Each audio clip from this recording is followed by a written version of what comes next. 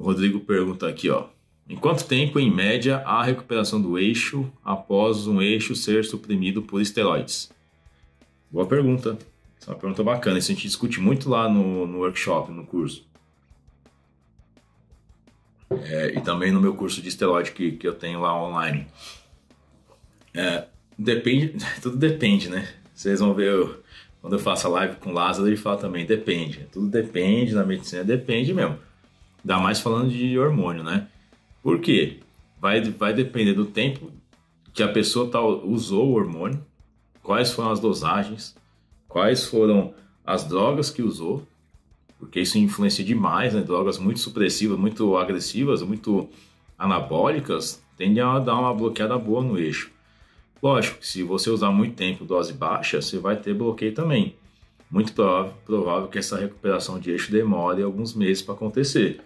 Pelo menos a gente vê assim que na média, se não teve um uso de esteroides muito pesado e não muito longo, cerca de 45 dias, você já reverte o eixo e volta a produzir. Agora é aquela coisa, o exame fica bom de sangue.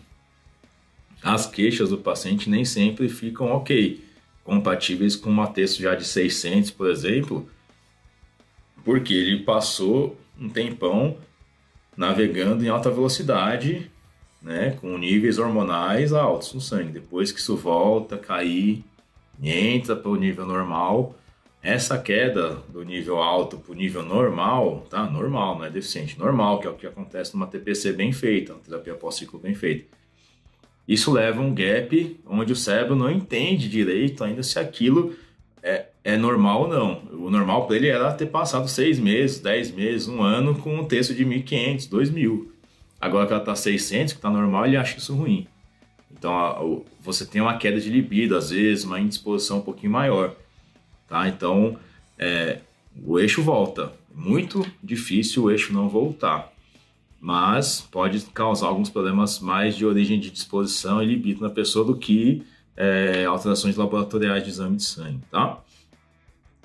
A Estela perguntou aqui, ó. Pode-se usar o implante com algum outro hormônio oral ou injetável em algum caso? O pessoal gosta de usar uns hormônios, né? Já tá usando um e quer usar mais. Falo nada, viu? Teoricamente pode, né? Agora, aquilo, se for uma paciente mulher que implantou uma gestrinona, ela já tem um poder anabólico alto, um poder lipolítico, né, de quebra de gordura alto também, melhora a questão menstrual e já dá um resultado estético muito bom, tá? Muito bom mesmo.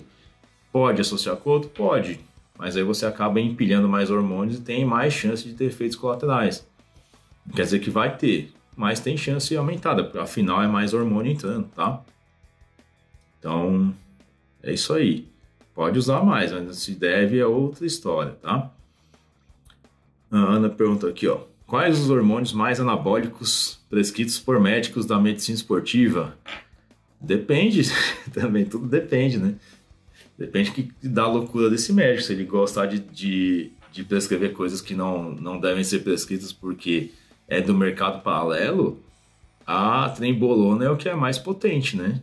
O hormônio esteroide mais potente, mas não se encontra isso, né, para vender em farmácia, não se tem estudos de trembolona em seres humanos, tem relatos de caso, tem experiência de pessoas por aí, mas é o mais anabólico, mas que não deve ser usado. Se a gente pensar no que está liberado para a Anvisa prescrever, pela Anvisa, né, para a gente prescrever, a gente tem de hormônios bem anabólicos. Dianabol, que é a metandienona ou metandrostenolona, tem 2 nomes.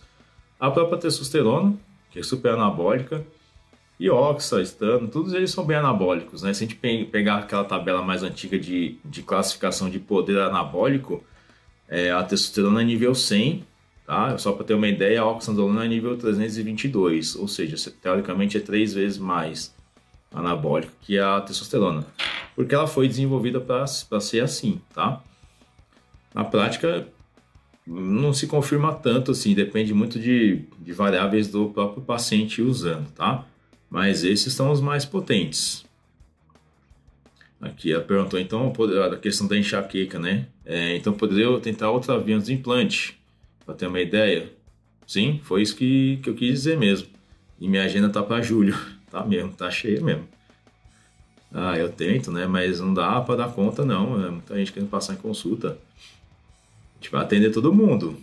Agora, quando vai atender, a gente não garante 100%, né?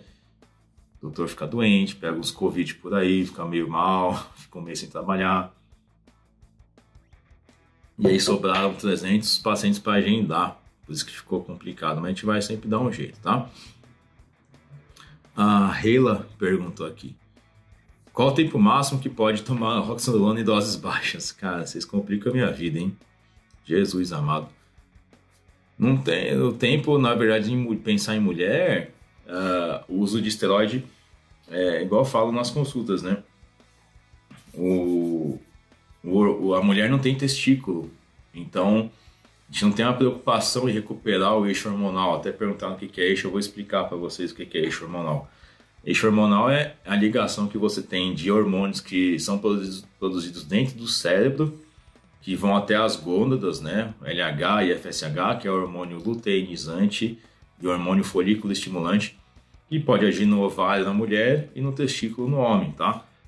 Quando a gente usa esteroide anabólico, o corpo ele vai entender que você já está dando o hormônio para a pessoa, no lugar dele. Ou seja, você está dando uma testosterona que já é feita pelo testículo, mas ele entende que como você já está dando, ele não precisa mais produzir.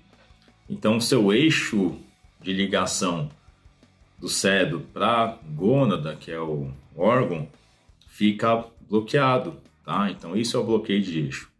Então, a mulher tem eixo hormonal também, que pode ter uma alteração com o uso de esteroide, tá?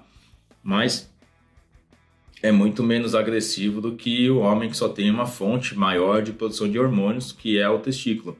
A mulher faz testosterona no ovário, na gordura, na glândula suprarrenal. Então é muito mais de outras conversões que faz ela ficar bem, tá? Então, voltando para a questão do tempo de mulher usar doses baixas de hormônio, qual o tempo que a gente pode fazer isso? Vai depender muito de como essa mulher tolera o uso dos hormônios, tá? Por quê? Como não tem um bloqueio de eixo assim, significativo, vai ter que ver como ela tá de cabelo, de espinha, de irritação, de alterações menstruais que podem dar, pode parar de menstruar, pode ter escape, pode sangrar um monte, acontece tudo isso daí, tá? Com o uso de hormônio. E a longo prazo, lógico que as características da mulher podem começar a mudar pelo fato de estar exposta, mesmo a doses baixas, a hormônios em doses suprafisiológicas, ou seja, acima do que necessário, que é o que é efetivo para causar, né, o efeito estético, por muito tempo. Se ela está muito tempo exposta assim, ela vai começar a mudar. Pode dar característica mais masculina na pessoa, sim. Então, isso que é o que vai guiar da mulher continuar ou não usando hormônio, tá? Então, perguntaram aqui, ó, comprar mais um selo. Show de bola. Temos já $8 arrecadados aqui. Então, é R$50, basicamente. Show de bola. Quero essa coragem em usar hormônio, sou muito medrosa. Pois é, não tem que ter medo dele, tem que respeitar e o principal é saber quando indicar o uso do hormônio, né? Isso é o fundamental. O pessoal acha que é só sair tomando, mas pô, mulher com percentual de gordura alto vai usar hormônio, vai ter problema. Tem muito mais chance de colateral, de retenção, de ganho de peso, tá? Então não é nem questão de coragem, é questão de ser informada e ser acompanhado por alguém que entende e que vai, se quiser, se for necessário, se tiver uma combinação, um acerto, né, um contrato lá de aperto de mãos entre você e o seu médico, a chance disso dar certo é muito grande, tá? Ter menos efeitos colaterais possíveis. Isso é o que a gente vê na prática. Deixa eu ver se tem mais pergunta aqui. A Betina, que é minha paciente, pergunta aqui nas caixinhas aqui, ó. Implante hormonal versus gravidez. Então, o que quer dizer isso, né? Tipo, se a mulher que está pensando em engravidar ou se está grávida, realmente não pode usar o implante hormonal, tá? Da gestrinona, que é o que é mais procurado no consultório, que as pessoas querem, as meninas querem usar porque realmente melhora, igual aconteceu lá com a Estela. Composição corporal, celulite, definição, corta a menstruação, não tem mais cólica, melhora demais a TPM, tá? Então o convívio social da mulher melhora, a libido melhora também. Então é muito bom. Só que se a mulher está em idade fértil, está pensando em engravidar, ou está naquela, se engravidar, engravidou, está aqui, está tentando, está tendo relação, etc. Se engravidar já foi, tanto faz, né? Não deve usar, tá? Porque é um hormônio que a gente tem um controle de efeitos, tranquilo, a gente sabe quanto é liberado no sangue, etc. Mas às vezes não dá para tirar ele. Você botou debaixo da pele, ele vai ficar uns 5, 6 meses agindo ali, que é o implante o absorvível. Então, se engravidar, pode dar algum problema, né? Pode. O fato é que ninguém sabe ao certo, né? O que acontece. Mas se a mulher tá querendo engravidar ou tá amamentando, não deve usar, tá? É contraindicação de uso de implante hormonal de gestrinona. Aqui, ó. Sou farmacêutico, faço visita e tem muitos médicos pedindo fórmulas para essa finalidade. Gostaria de entender mais sobre o assunto. Pois é, você tocou num ponto muito interessante aqui, viu? Muito boa essa colocação, porque eu atendo muitos pacientes, né? Então dá uns 1000 pacientes por ano aí, mais ou menos. E alguns deles vêm com receita de outros médicos, tal, com algumas prescrições meio absurdas que não fazem muito sentido, usando furosemida, usando oxandrolona com anastrozol em mulher. Se eu for falar disso aqui tudo, a gente fica 3 horas para falar por que não deve ser usado. Mas o fato é, o que isso mostra? Que o colega médico que está fazendo isso, ele está fazendo por orelhada. Então ele está receitando hormônios que dão efeito colateral, que podem causar algum dano sim à saúde. Na prática a gente vê que ninguém morre disso, tá? Morre de outras coisas, mas do hormônio em si é muito difícil morrer. Pode morrer, mas é difícil, tá? Então ele está fazendo isso de orelhada, ele está pegando isso de fórmulas que representantes igual o Carlos é aqui entrega, porque a farmácia formula fórmulas interessantes do ponto de vista financeiro, porque o médico receite. Só que a função do médico não é só receitar, ele tem que pensar no que ele está fazendo, né?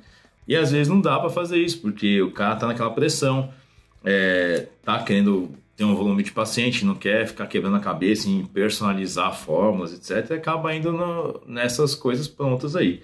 E aí que dá o problema. E é o que a gente bate em cima no nosso curso, que é o famoso menos é mais, tá? É o tipo de medicina que eu pratico, que o meu sócio, que é o Dr. Lázaro, acho que ele está assistindo aí a live, eu não sei se ele ainda está aí. Se tiver, dá um oi para nós aí. Porque ele é muito ocupado, né? Então, com certeza deve estar fazendo outra coisa mais produtiva também agora. Tipo, ajudando a organizar nossos cursos. E a gente bate muito isso na tecla no nosso workshop que a gente faz para médicos.